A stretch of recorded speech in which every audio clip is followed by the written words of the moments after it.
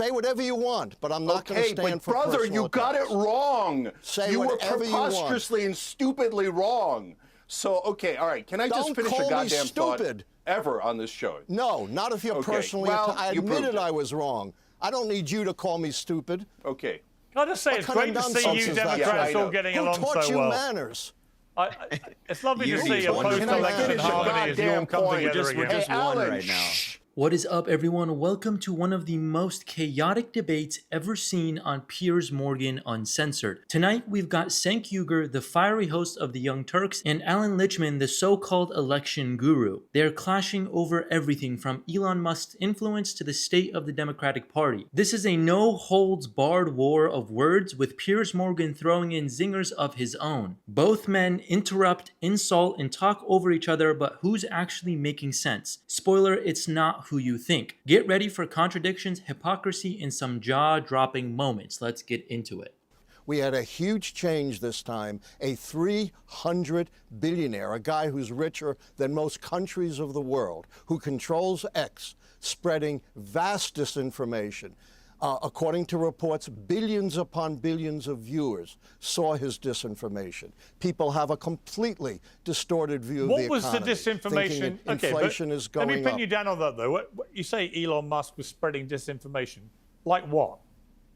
Here is where it all starts unraveling. Lichtman accuses Musk of spreading vast disinformation, but when Piers asks for specifics, Lichtman flounders. This is a textbook political theater. Make a big accusation, hope nobody asks for proof, and count on the audience to nod along. But Piers doesn't let it slide, forcing Lichtman to admit he's just regurgitating talking points. If Musk is as dangerous as Lichtman claims, where's the evidence? This feels less like a valid critique of Musk and more like an attempt to scapegoat him for all the Democratic Party's failings.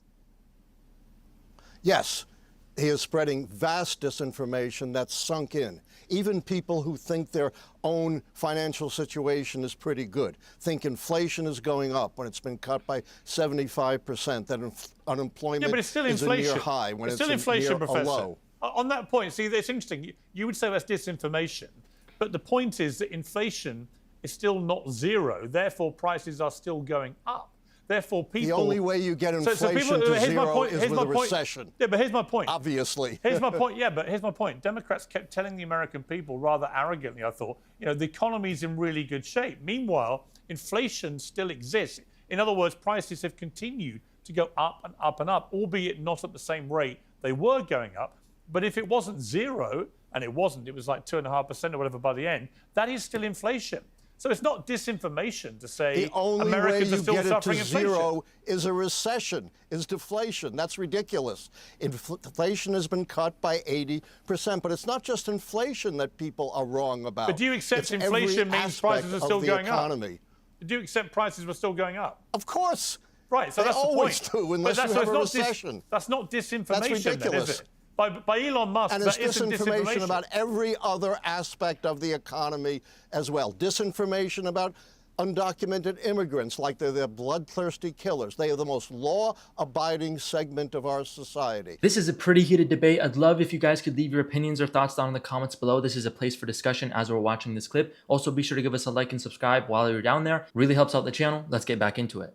According to numerous studies, including by the Libertarian Cato Institute, they commit crimes, including violent crimes, less than half of that of Native Americans. And they don't drain our economy. They are the mainstay of the agricultural, construction, personal service, hospitality industries. Studies show you will drive the economy into a recession if you go through large-scale deportation of immigrants, and you will sweep it huge numbers of U.S. citizens because all the databases used to identify undocumented immigrants are fundamentally flawed. You can't have a pragmatic electorate under these conditions. And here's the arrogance of the intellectual elite on full display. Lichtman blames voters, saying they're too misinformed to make rational decisions. This is why people hate political pundits. It's not the voters who are the problem. It's out-of-touch academics and party leaders who ignore reality. Voters aren't stupid. They are angry and rightfully so. Lichtman's whining about disinformation misses the bigger issue. Voters are rejecting policies and candidates that don't work for them. Instead of addressing these concerns, the left doubles down on blaming the electorate. That's not how you win elections.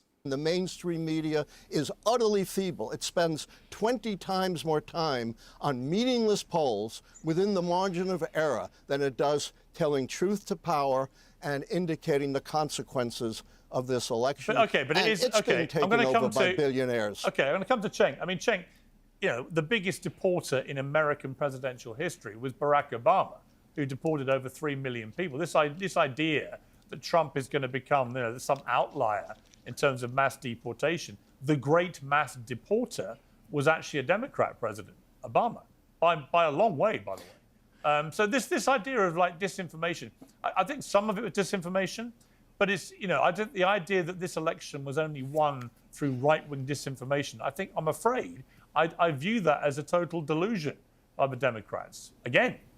Yeah. Yeah, I totally agree with you. I'm sorry, but I totally disagree with Juan and Professor Lichtman. Don't blame the voters. I think, look, we could get into this discussion, but Juan, I think you're blaming the voters. I think that's a terrible idea. And look, I debated Professor Lichtman before. I told him his theories about the keys were absurd. I was right. He was wrong. I said he'd lose his keys. No, you were Couldn't not find right, him before and the I was election. not wrong, and that's a cheap shot, and I won't stand for it. Well, who won, brother? You should not be Who taking won? cheap Who shots won? at me. Who won? You want to make your You point, live make your in point. a total Don't make world it of personal. denial. I read your own followers' comments, and they all trashed you, every one of them, and supported me. Lichtman's spiraling into personal attacks here, but let's focus on the irony. Bragging about comment sections as evidence of credibility, that's a weak flex if I've ever seen one. Cenk, for all of his flaws, doesn't need to stoop this low. And pro tip, winning an argument isn't about who shouts the loudest, it's about having actual points. Yeah, so right, with right. Your personal yeah, attacks. Come find out again. Make whatever point you want. Yeah, yeah. Don't Look, make it personal. You don't know anything. You don't know anything. You attacked me personally. You're so deluded. Oh, right. I've only been a professor for 51 years. On this program, I've never been able to finish a thought. How many books have you published? No, because you're personally attacking me again. Say whatever you want, but I'm not going to stand for brother, personal you got it wrong. Say you were whatever you want. preposterously and stupidly wrong. So, okay, all right. Can I just finish a goddamn thought ever on this show? No, not if you're personally I admitted I was wrong. I don't need you to call me stupid. Okay. Can I just say, it's great to see you Democrats all getting along so well. Who taught you manners? It's lovely to see a post-election harmony as you all come together again. We're just one right now. Hey, Allan, you deserve a tall glass of shut-up juice, so can you just shut up for a second and let someone who knows what they're doing... You're so right, Piers. You're so right. We're so unified right now. Make any point you want. I will not sit here and stand for personal attacks, for blasphemy against me. You don't need to do that. This is looking more like a high school debate club versus an actual debate between professionals. This is one of the most heated personal grudges arguments that I've seen in quite some time. You don't blasphemy against you? Who the hell are you? Are you Jesus Christ, you loser? Okay, can I just give the correct answer for once? Okay, here we go. So, guys, you're blaming disinformation. There was disinformation. There was the cats and the dogs nonsense. The points you're making about undocumented immigrants, I agree with, Allan, okay? But that didn't cost the election. The main disinformation was about how the election was going to be rigged. And it wasn't rigged. It was dumb. They won easily. There was no need for that disinformation. You guys are missing the whole point. The people who are at fault are not other people. It is the candidate, Kamala Harris, the previous candidate, Joe Biden, Democratic Party, Democratic leadership. You guys don't want to admit that they're the problem. They're the cancer in the Democratic Party. So you blindly lash out at the voters, at information, at social media, and you want to shut down anyone who disagrees with you. This is where Cenk completely loses the plot. Instead of addressing the issues within the Democratic Party, he lashes out at voters, social media, and even Musk, claiming that they are the real problem. Well, let's be honest. The Democratic leadership is failing at its own base. Instead of offering solutions, they blame everyone else. This victim mentality isn't just weak, it's politically suicidal. If the Democrats want to stop losing elections, they need to stop attacking the electorate and start listening to them. Until then, the blame game will only push more voters away. That's not the correct answer. There are three wings of the Democratic Party. There's the establishment wing that the great majority, almost everyone on television supports and kisses the ass of and does propaganda for. That wing has led to disaster. They lost to Donald Trump twice, nearly lost to him 3 times.